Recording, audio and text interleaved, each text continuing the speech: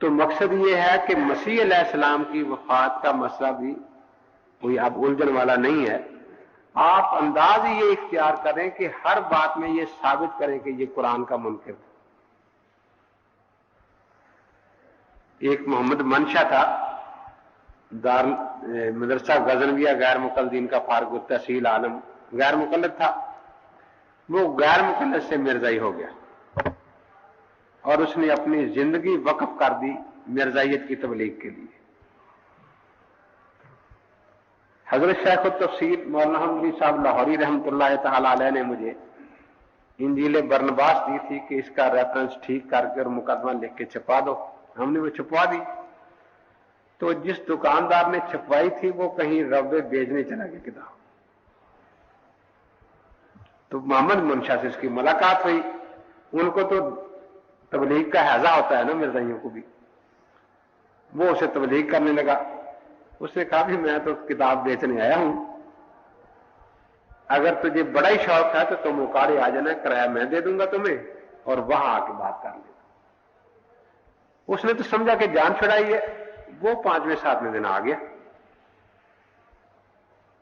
اب وہ دکاندار اسے لے کر میرے پاس سکول میں آ گیا کہ جی یہ قصہ تھا، مجھے تو نہیں پتا تھا انہیں پیچھے ہی آ جانا ہے. خیر اس نے اپنا تعارف کرایا کہ میں پہلے اہل حدیث تھا، وہیں سے فارغ ہوں میں، اور اب میں قادیانی.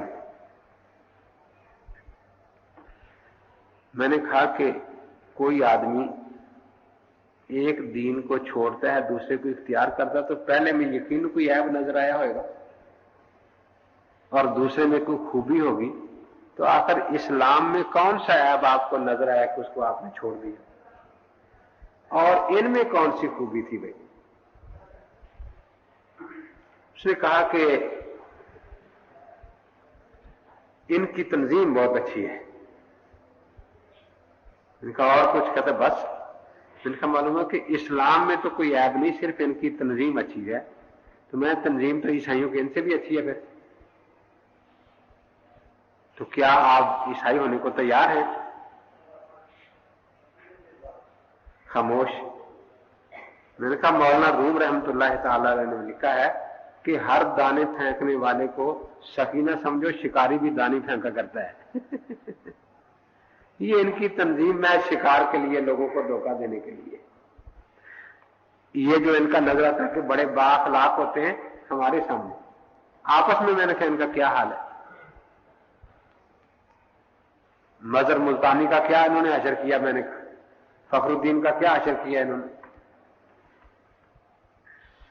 اس نے جو کتاب لکھی ہے نا، کیونکہ قانون چل رہا ہے، 2 کتابیں، روا کا پوپ فخر الدین ملتانی کی، اور ایک ہے تاریخ محمودیت کے چند اہم اور پوشیدہ اوراق. یہ انہوں نے ضبط کروائی. جس دن ضبط ہوئی تو میں حضرت مولانا غلام غوث صاحب رحمۃ اللہ کے دفتر میں بیٹھا تھا. یہ کوئی 50-60 کتابیں اٹھا کے لایا کہ حضرت یہ رکھ لیں، کسی کو دے دے، کسی کی مرضی ہو مجھے پیسے دے دے، نہ ہونا صحیح، لیکن اس وقت اس کو آپ بچائیں. کس طرح بچتی ہے یہ؟ تو مولانا نے 10 مجھے دے دی، تم بیچ دینا کہیں. تو اس کے بعد پھر وہ انڈیا میں چھپ رہی ہے، یہاں تو ضبط ہے کتاب. اس میں مرزا، وہ قادیانی ہے لکھنے والا فخر الدین، مرزا محمود کی زنا کاری کا پورا 150 واقعہ اس میں درج ہے نا کہ میرے موبائل سے مرا ہے. مولانا چنوٹی فرماتے ہیں کہ میرے موبائل سے مرا ہے. مولانا چنوٹی نے اس کے مرنے سے غالباً 9 مہینے پہلے اس کے ساتھ اس کو حوالے کی چٹھی لکھی تھی. میں اس زمانے میں چنیوٹ میں JV میں داخل تھا. اس زمانے میں فوٹو سیٹ نہیں ہوتے تھے نا، تو مولانا نے پھر مجھے دی کہ اس کی تو کافی لڑکے ہیں 200 کے قریب، ایک نقل بھی دیکھیں 200 نقلیں ہو جائیں گی مارنے کے لیے. ہم نے پھر ایک لڑکے نے اس کی 10 نقلیں لکھی تھی وہاں بیٹھ کے. پھر میں وہ ساری دے کے مولانا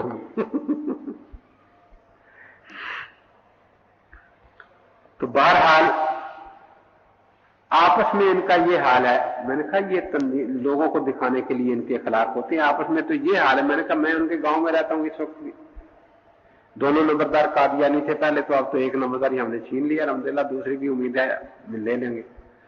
और बड़े खिंजीर नंबरदार हैं, एक जफरुल्लाह का रिश्तेदार है, एक शाहनवाज शीजान वाले का। तो मैंने कहा आपस में एक दूसरे के पीछे भाई भाई गोलियां लेकर फिर रहे हैं, दूसरों को इन्होंने क्या इखलाक देता है। मैंने कहा ये जहां दूसरे एक आध आदमी हो तो उसे तो डर के रहना ही पड़ता ना हरे के सामने, इसमें बेचादरी। अब वो ना डरेगा लोगों से, अखलाक की बात ना करेगा तो लोग दूसरे गाने मार देंगे। देखना तो वह है कि जहां ये सारे आबाद हो वहां इनका आपस में क्या ताल्लुक है। तो मुझे कहने लगा जी, मैंने कहा अजीब आप आदमी है, दीन इतनी बड़ी चीज है, कोई वैसे मैंने कहा आपको बाजार में जाते कहे आवाज देके कि मंशा साहब आपकी सलवार खराब है, तो आप देखे उतार के फेंक देंगे। कोई बेवकूफ भी ऐसी हरकत नहीं करता, आपने क्या किया ये? कहने लगा जी मुझसे गलती हुई।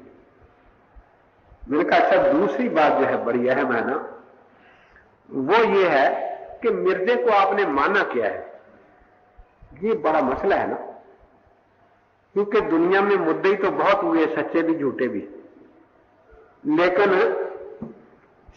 जो सच्चे थे या झूठे एक दावा था, फिरौन का एक ही दावा था मैं खुदा हूं, मुसलमान कज़ाब का एक ही दावा था कि मैं नबी हूं।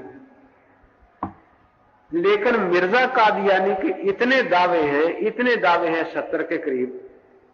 ये मुबल्लिग इस्लाम से शुरू हुआ है, फिर मुजद्दिद बना, फिर गैर तशरीह नबी बना, फिर मसीले मसीह बना, फिर मसीह बना, फिर साहब शरीयत नबी बना, फिर खुदा की बीवी बना, फिर खुदा का बेटा बना। कहता है कि मैं चौथे आसमान पर गया, मैं उस वक्त औरत की शक्ल में था और अल्लाह ताला मर्द की शक्ल में थे, और उसने मेरे साथ रजूलियत का इजहार किया, रजूलियत का इजहार किया।